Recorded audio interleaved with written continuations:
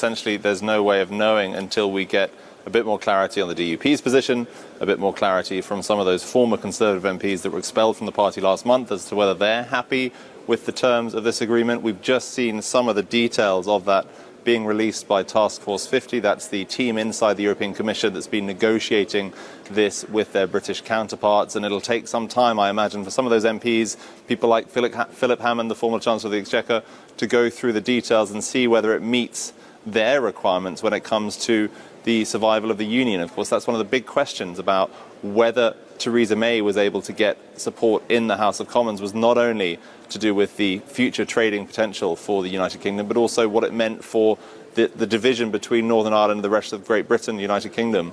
That will be something that MPs like Philip Hammond, like David Gauke, the former Justice Secretary, those that were willing to vote against the government on a very important issue in the past, whether they're prepared to now line up behind the Prime Minister.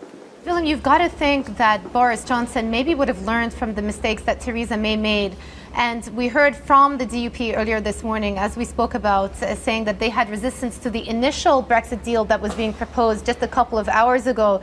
You would think that the government would take those comments on board, take them back to the EU and come up with a solution that would be palatable for the DUP. Otherwise, they'll just be in a situation where the deal cannot get through on Saturday, and then we're back to square one again.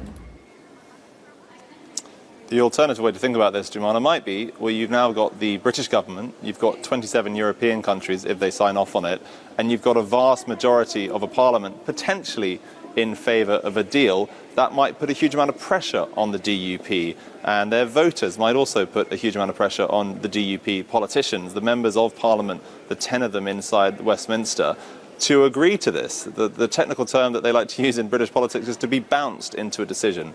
It could well be that that's exactly what the Prime Minister is trying to do. It's not clear whether that's the case. Clearly, what we do know is the DUP has had individuals inside Downing Street the last 3 nights. Their views have very much been taken on board by Downing Street, otherwise they wouldn't be having those meetings.